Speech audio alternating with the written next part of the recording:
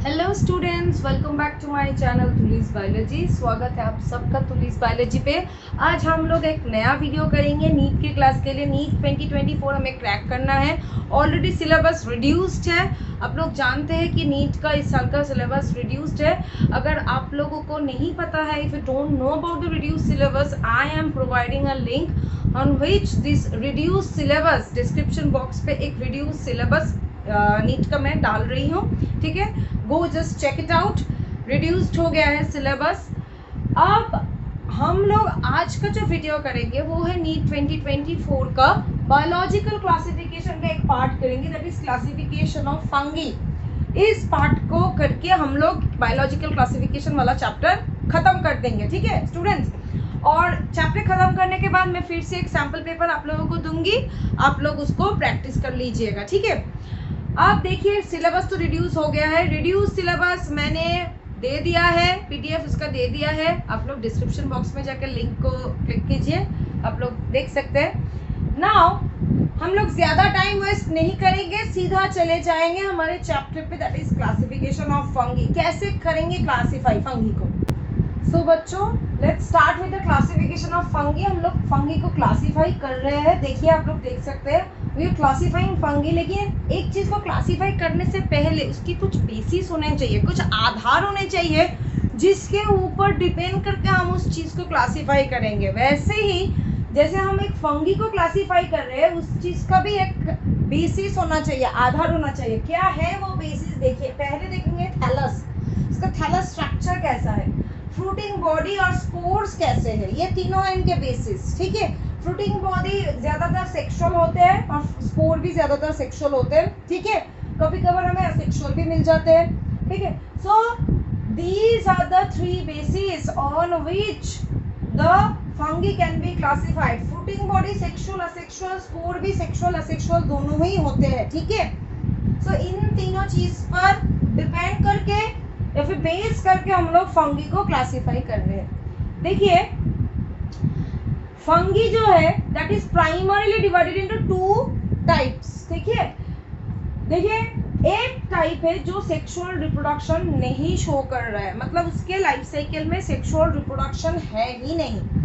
दूसरा भाग क्या है, the ones which are showing true sexual reproduction. ठीक है, जो कि सेक्सुअल रिप्रोडक्शन कर रहे हैं अपने लाइफ साइकिल में। ठीक है, अब जो नहीं कर रहे हैं उनका नाम है ड्यूटेरोमाइसेटिस।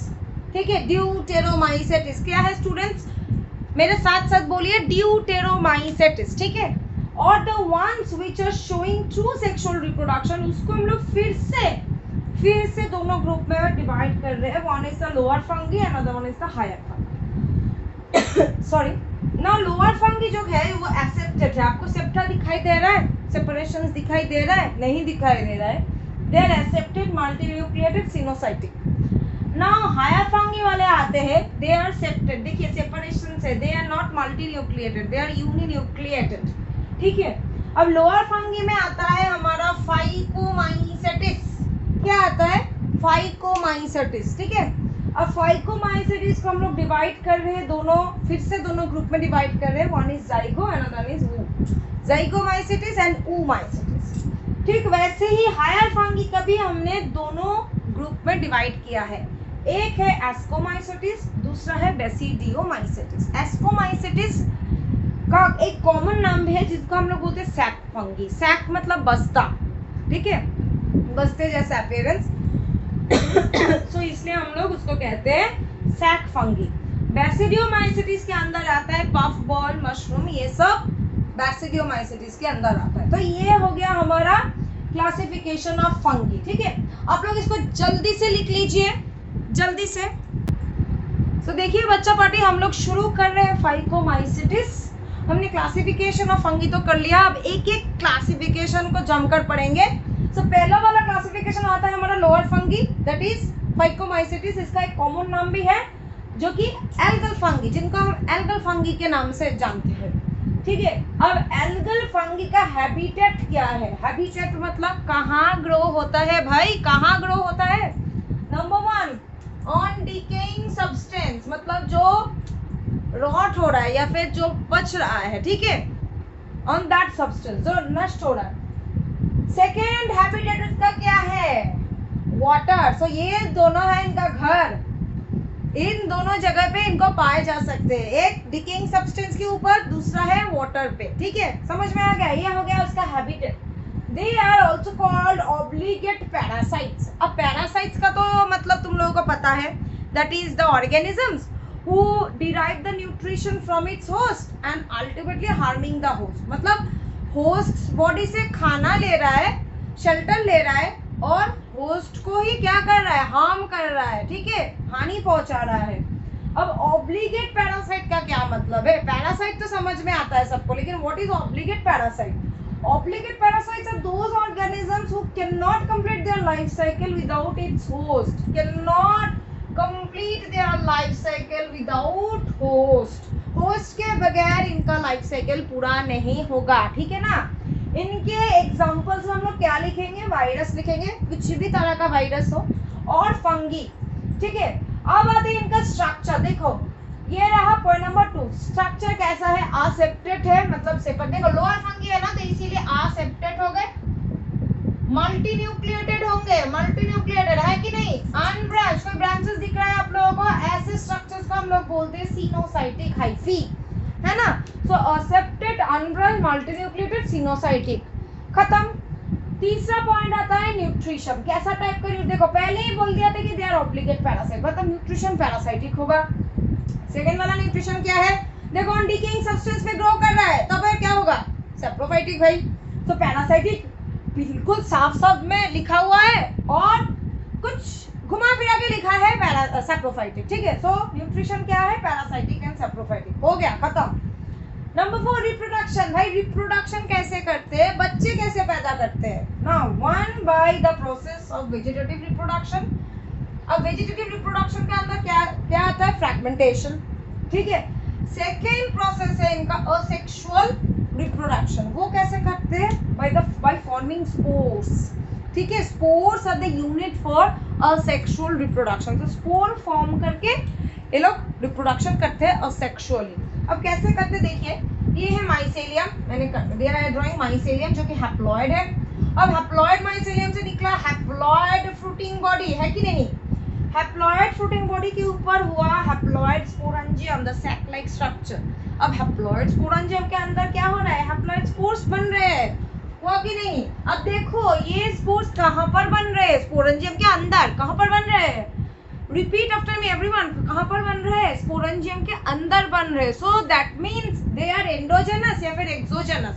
Obviously they are endogenous spore. Spore का क्या टाइप है, एंडोजेनस है। अब एंडोजेनस स्पोर को भी हम लोग दो डिवीजन में भाग कर सकते हैं, one is motile and other one is a non motile. Motile मतलब जिनके पास फ्लैजेला वगैरह है, लोकोमोटरी ऑर्गन है, they can locomote from one place to another. ठीक है, वैसे टाइप के स्पोर को हम लोग बोलेंगे जू स्पोर। और जो नॉन मोटाइल है, मतलब चल फिर नहीं सकते, घूम फिर नहीं सकते हम लोगों की तरह, those are termed as non motile spores, या फिर कहते हैं हम लोग उनको साइंटिफिक भाषा में अप्लानोस्पोर। समझ गए।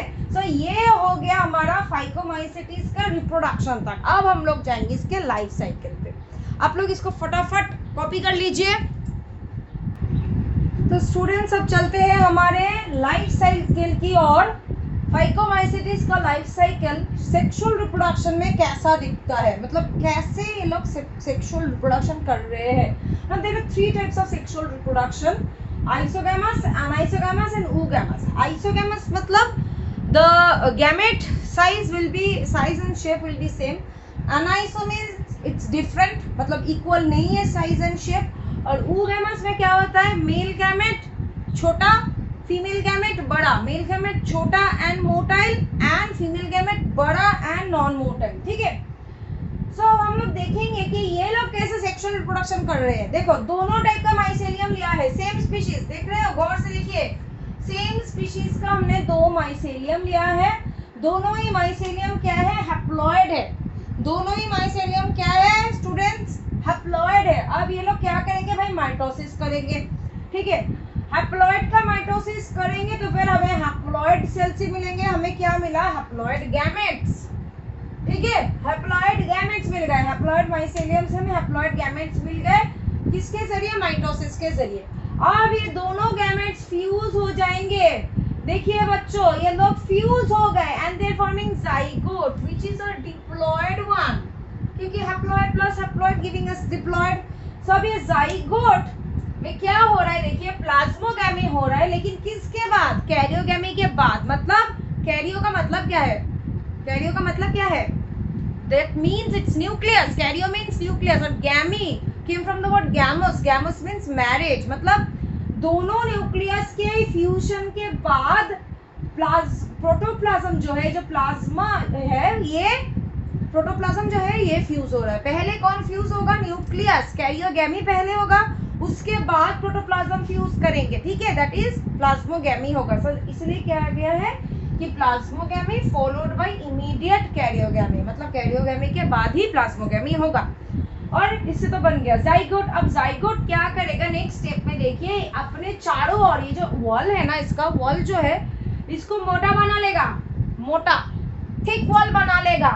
सो ऐसे टाइप का जाइगोट को हम लोग बोलेंगे जाइगोस्पोर। क्या बोलेंगे, जाइगोस्पोर, थिक वॉल्ड जाइगोट। अब ये जाइगोट क्या करेगा, this zygote will perform meiosis.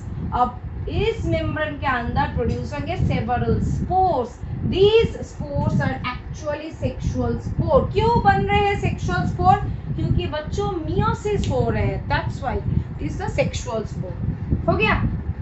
अब देखिए फाइकोमाइसेटिस में हम सेक्सुअल स्पोर की बात करें या फिर असेक्सुअल स्पोर की बात करें, दोनों ही एंडोजेनस है कि नहीं। पिछला वाला देखो असेक्सुअल में हमने देखा है कि वो एंडोजेनस है, ये वाला एंडोजेनस है कि एक्सोजेनस, एक सैक के अंदर फॉर्म हो रहा है ना, एक मेम्ब्रेन के अंदर फॉर्म हो रहा है, तो फिर ये एंडोजेनस ही तो हुआ। सो किसी भी तरह का सपोर्ट देख लेंगे हम फाइकोमाइसेटिस में, that will be endogenous only, ठीक है। अब फाइकोमाइसेटिस को हम लोग दो हिस्सों में बांट रहे हैं, one is zygomycetes and other is oomaइसेटिस। जाइगोमाइसेटिस के अंदर कौन से एग्जांपल्स आ रहे हैं, देखो म्यूकोर, राइजोपास। oomaइसेटिस में क्या आ रहा है, एल्ब्यूगो, जो कि oogamous रिप्रोडक्शन कर रहा है, oogamous रिप्रोडक्शन कर रहे हैं, ठीक है। उसके बाद क्या आ रहा है, Phytophthora, it causes late blight of potato, ठीक है। So this disease of plant is caused by Phytophthora. Zygomycetes मैंने पहले ही कह दिया था कि जाइगोमाइसेटिस में द जूस्पोर इज एब्सेंट, लेकिन oomaइसेटिस में द जूस्पोर इज प्रेजेंट, ठीक है। सो यहाँ तक हो गया बात। सो आप लोग जल्दी से इसको कॉपी कर लीजिए, लिख लीजिए जल्दी से। सो स्टूडेंट्स अब चलेंगे हमारे नेक्स्ट टॉपिक दैट इज एस्कोमाइसेटिस पे। इसका कॉमन नेम क्या है, सैक फंगी, बस्ते जैसा, ठीक है, सॉरी बस्ता जैसा। सो एस्कोमाइसेटिस का कॉमन नाम है सैक फंगी। अब इसका हैबिटेट देखेंगे, मतलब कहाँ मिलेगा, कहाँ ग्रो करेंगे।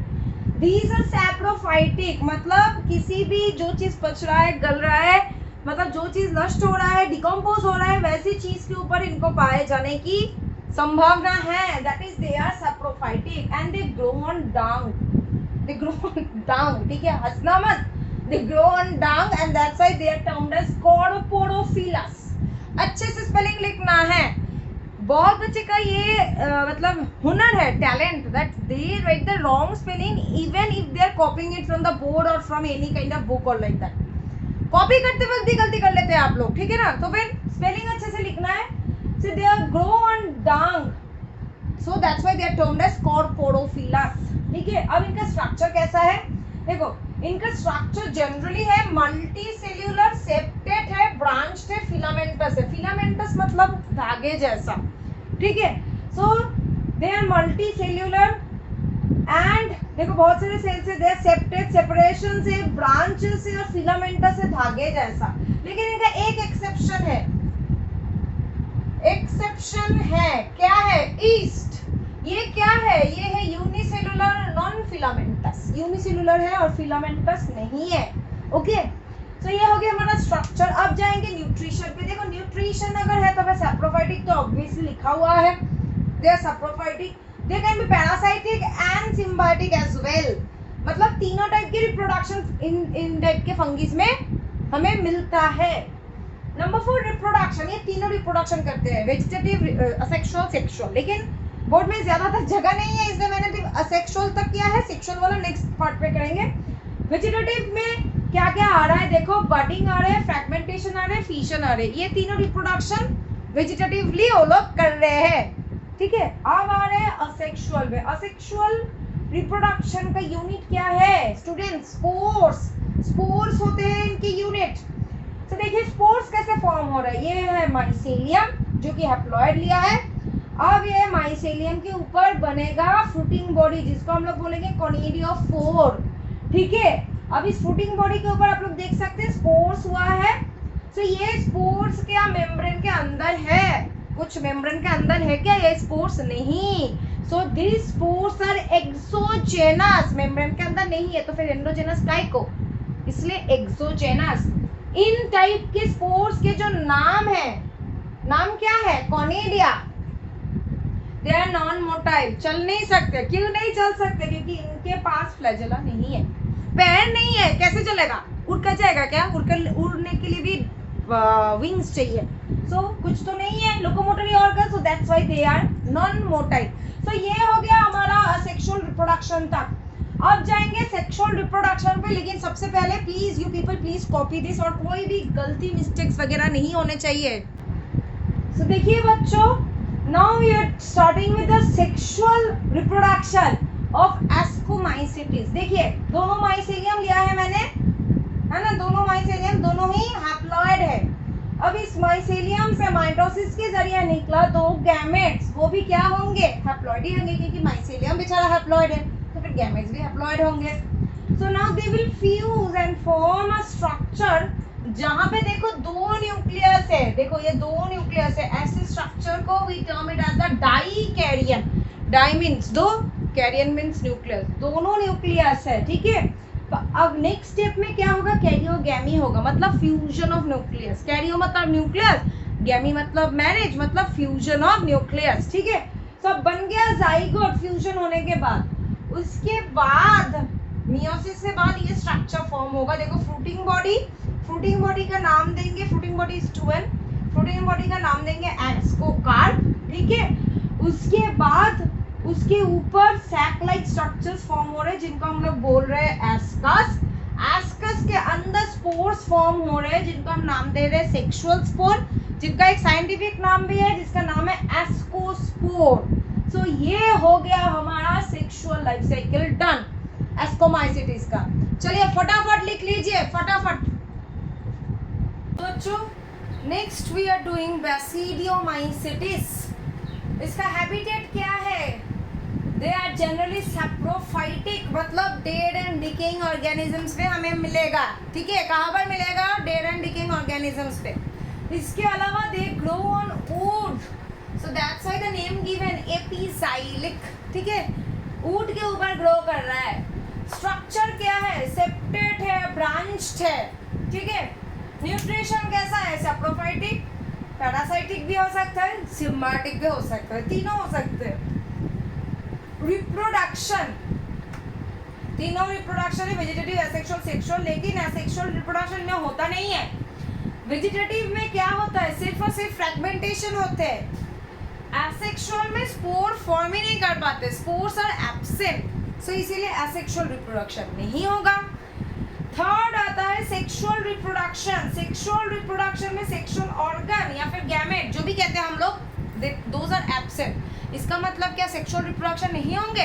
ऑब्वियसली होंगे, through somatic hyphae. Somatic hyphae के मदद से होगा, मतलब बॉडी हाइफी, मतलब कोई गैमेट वगैरह नहीं बन रहा है, ठीक है। तो देखिए स्टूडेंट्स, यहाँ पर हम लोग ने लिया है दो माइसेलियम, माइसेलियम से निकला दो सोमैटिक हाइफी, देख सकते हैं आप लोग।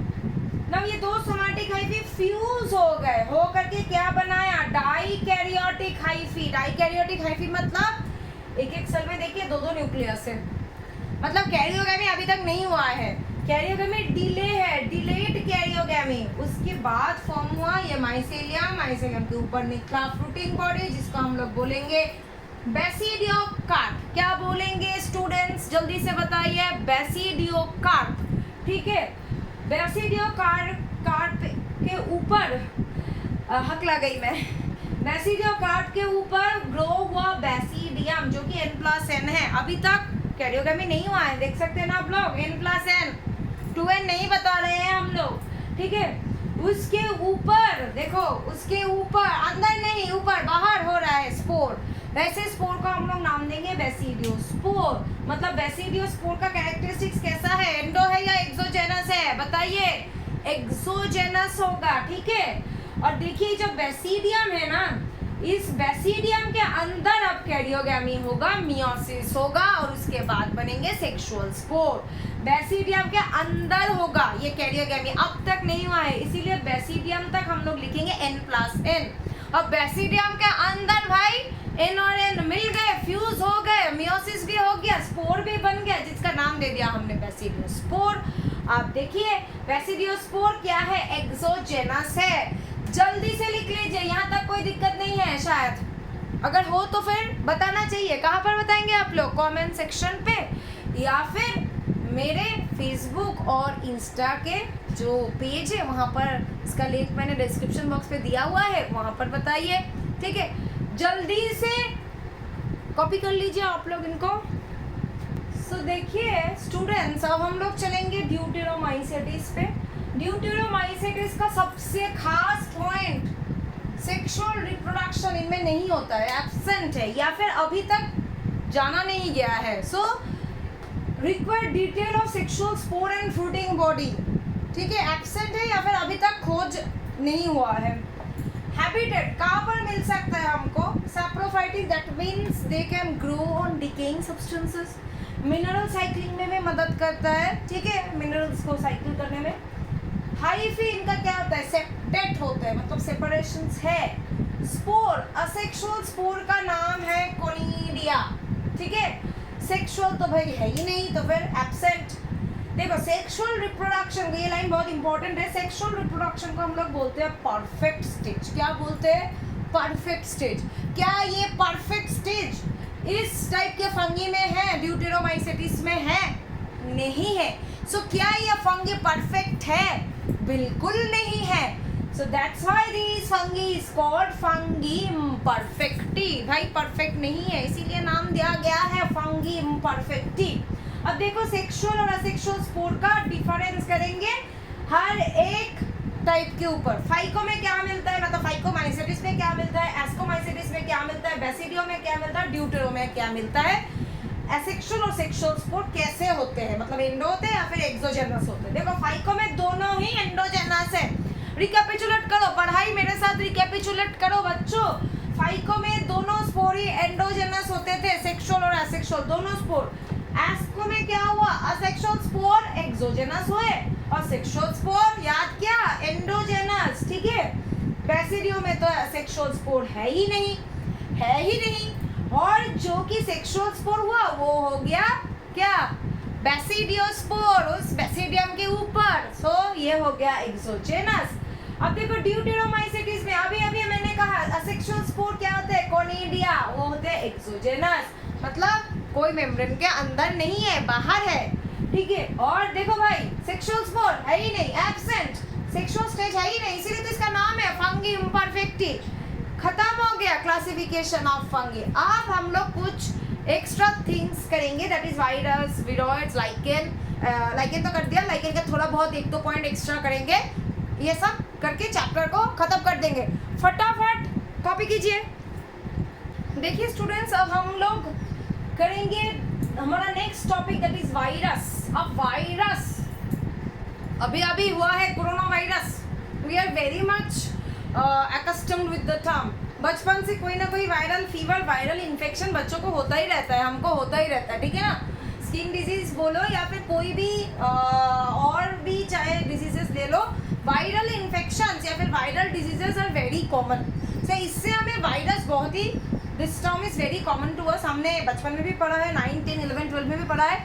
सब नीट के हिसाब से पढ़ेंगे, ठीक है। वायरस जनरल कैरेक्टरिस्टिक्स देखेंगे बच्चों, इसका जनरल कैरेक्टरिस्टिक्स क्या है। कुछ चीज़ पढ़ने से पहले उस चीज़ का जनरल कैरेक्टरिस्टिक्स मालूम होना बहुत ज़रूरी है, ठीक है।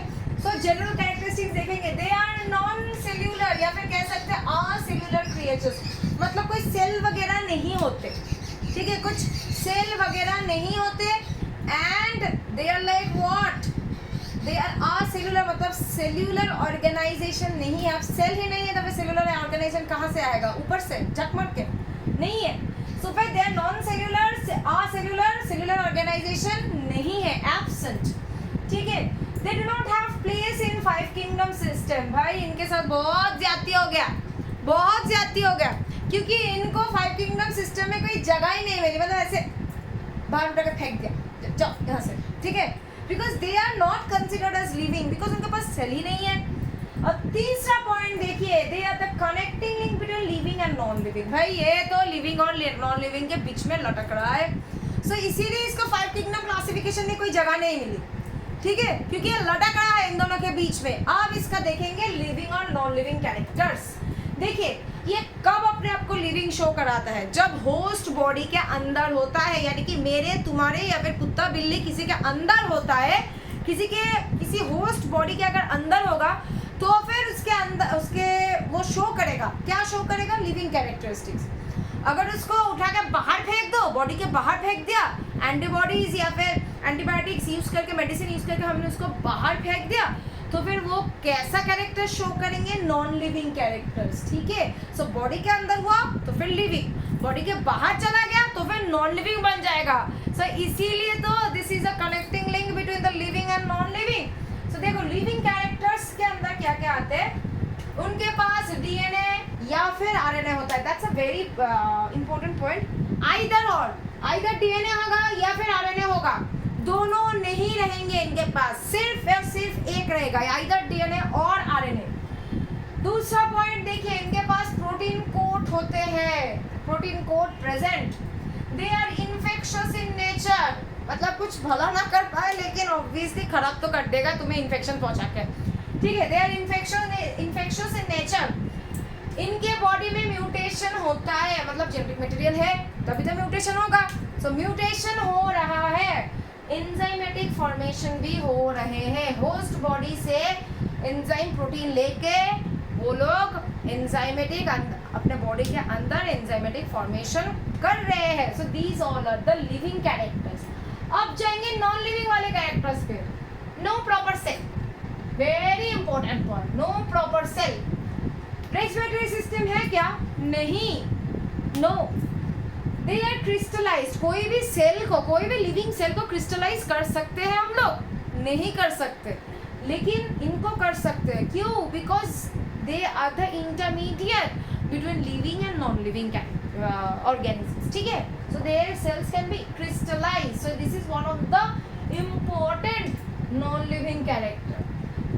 और आखिर में एक और इम्पोर्टेंट पॉइंट है, that is they can't grow outside the host body. हमारे बॉडी के बाहर ये नहीं ग्रो कर सकते भैया, नहीं ग्रो कर सकते। So these are the living and non living characters. अब जाएंगे हम कुछ साइंटिस्ट के बारे में पढ़ेंगे, जिन्होंने किसके बारे में पढ़ा? वायरस के बारे में पढ़ा। उन्होंने वायरस को लेकर पढ़ा, हम उनको लेकर पढ़ेंगे। तो चलिए, सबसे पहला साइंटिस्ट आता है, this are very common, very important, NEET के एग्जाम में आएगा ही आएगा। And these are the lines of the NCERT. NCERT के बाहर तो कुछ नहीं आता है, लेकिन एनसीईआरटी के हर एक लाइन इंपॉर्टेंट है नीट के लिए, ठीक है ना। सो पहला जो साइंटिस्ट है लुई पैस्टर, इन्होंने क्या महान काम कर लिया था? इन्होंने वायरस, ये टर्म को यूज किया, ही हैज टर्म्ड वायरस, ठीक है। नंबर 2, सो ये वाला इंपॉर्टेंट हो गया। नंबर 2 आता है डीजे इवानोस्की। स्पेलिंग गलती से भी गलत मत करना, ठीक है, मतलब मिस्टेक से भी मिस्टेक नहीं होनी चाहिए। डीजे इवानोस्की, इन्होंने क्या किया था? इन्होंने टोबैको मोजाइक वायरस को डिस्कवर किया। सिर्फ यही नहीं, एक और चीज उन्होंने डिस्कवर किया, that is a filterable property of virus. So ये दोनों चीजें उन्होंने कर ली हैं, ठीक है। अब 3 नंबर जो आता है उनका नाम है बेजरेनेक। इनका भी स्पेलिंग मिस्टेक से भी मिस्टेक नहीं होना चाहिए। इन्होंने क्या किया? इन्होंने कंटाजियम वाइवम फ्लूइडम को आविष्कार किया, आई मीन डिस्कवर किया, ठीक है। It is the living infectious fluid. इसी फ्लूइड के बदौलत हमें इन्फेक्शन हो जाती है, ठीक है ना। सो उन्होंने वही फ्लूइड का डिस्कवर कर लिया। 4th आता है हमारा स्टैनली, WM स्टैनली। इन्होंने क्या किया था? इन्होंने पहला बार वायरस को क्रिस्टलाइज किया था। कौन से वायरस को? TMV, टोबैको मोजाइक वायरस को उन्होंने क्रिस्टलाइज करके दिखा दिया कि हाँ भाई इनको क्रिस्टलाइज कर सकते हैं, मतलब it is a non living character, मतलब ये लिविंग तो है, साथ में नॉन लिविंग भी है, ठीक है ना। सो ये हो गए कुछ पार्ट्स ऑफ वायरस। अब हम लोग जाएंगे स्ट्रक्चर ऑफ वायरस पे। आप लोग जल्दी से कॉपी कर लीजिए इसको। सो बच्चों, अब हम लोग देखेंगे वायरस का structure. It is made up of protein code and nucleic acid. ये दोनों चीज से पूरा का पूरा वायरस बन चुका है, ठीक है। और प्रोटीन कोड कितना भाग है? 95% है। Nucleic acid how much is there? Only 5%, ठीक है। अब देखो प्रोटीन कोड जो है मैंने स्ट्रक्चर बनाया है, ये देखो, ये वाला अंदर वाला है डीएनए या फिर आरएनए, उसके ऊपर एक कवरिंग है जिसको हम लोग बोलेंगे कैप्सिड। अब कैप्सिड में देखो हर एक ये वाला जो चीज है, ये हर एक यूनिट, इसको हम लोग बोलेंगे कैप्सोमियर्स। मतलब बहुत सारे कैप्सोमियर्स मिला के बना रहे हैं कैप्सिड। और एकदम बाहर में आता है आउटर एनवेलप, ठीक है। अब देखो प्रोटीन कोड वही मैंने लिखा है, capsomeres which makes up the covering of the envelope, उसका नाम है capsid. Capsomere is the unit, ठीक है। और न्यूक्लिक एसिड में देखो आइदर डीएनए होगा या फिर आरएनए होगा। एक बहुत ही इंपॉर्टेंट लाइन है, viruses can never have both DNA and RNA, ठीक है। दोनों एक साथ नहीं रह सकते, आइदर और होगा। अब जाएंगे हम लोग टाइप्स ऑफ वायरस पे। तीनों टाइप के वायरस होते हैं। वायरस अगर प्लांट को अफेक्ट करेंगे तो वैसे टाइप का वायरस को हम लोग बोलेंगे प्लांट वायरस। एनिमल को अफेक्ट करेंगे तो फिर एनिमल वायरस। और अगर बैक्टीरिया को अफेक्ट कर रहे हैं तो फिर उसको हम लोग बोलेंगे बैक्टीरियोफेज, ठीक है। अब देखिए प्लांट वायरस जनरली कैसे टाइप का आरएनए प्रेजेंट होता है प्लांट वायरस में? देखिए सिंगल स्ट्रैंडेड आरएनए बहुत ही इंपॉर्टेंट पार्ट है, यहाँ का क्वेश्चन आ सकता है यहाँ से। एनिमल वायरस में कैसे है? सिंगल या फिर डबल स्ट्रैंडेड आ सकते हैं आरएनए रहते हैं, या फिर डबल स्ट्रैंडेड डीएनए भी होते हैं, दोनों ही हो सकते हैं। बैक्टीरियोफेज में ज्यादातर डबल स्ट्रैंडेड डीएनए होते हैं, ठीक है।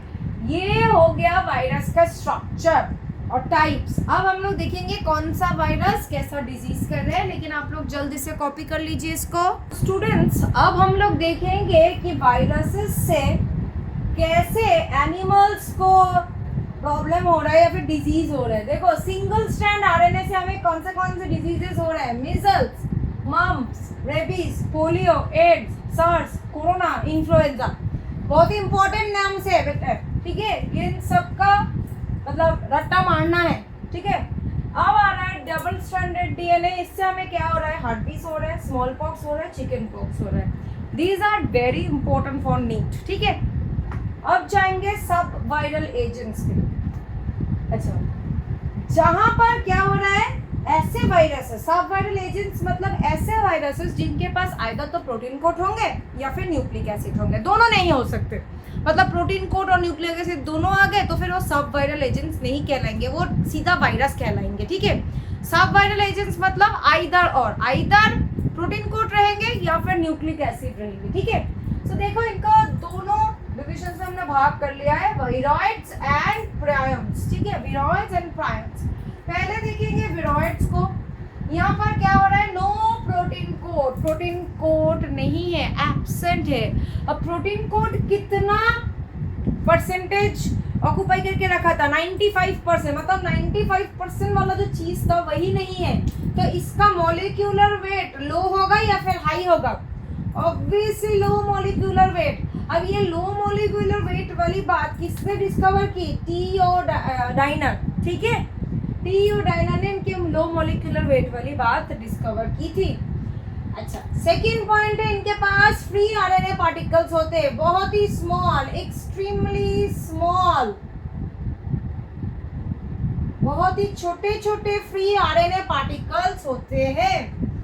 अच्छा, viroids cause diseases only in plant, सिर्फ और सिर्फ प्लांट के ही अफेक्ट करते हैं, उन पर ही डिजीजेस करते हैं। कितने डिजीजेस करते हैं? नियर अबाउट 30, ठीक है।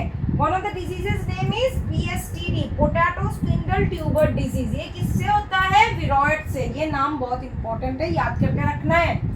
अब यह हो गया विरोइड वाला पोर्शन। अब चलेंगे प्रायन्स पे। प्रायन्स पे क्या नहीं है? देखो इनके पास प्रोटीन कोड नहीं थे, इनके पास अब न्यूक्लिक एसिड नहीं है, ठीक है ना। मतलब 5% वाला हिस्सा गन, ठीक है। 5% वाला हिस्सा नहीं है, तो इनका मॉलिक्यूलर वेट क्या थोड़ा इतना इफेक्ट करेगा? इसके जैसा कम हो जाएगा क्या? नहीं, क्योंकि सिर्फ 5% गया है, इसीलिए molecular weight like proper virus हो गए, ठीक है। इसका एक और नाम है, एक और नाम, जैसे कि हमारा बहुत सारे नाम होते हैं, इनका भी है। क्या नाम है? Proteinaceous infectious particle. क्या नाम है? Proteinaceous infectious particle. ये किस पे डिजीज करता है, मतलब किसको इफेक्ट कर रहा है? एनिमल्स को। कहाँ पर? ब्रेन पे।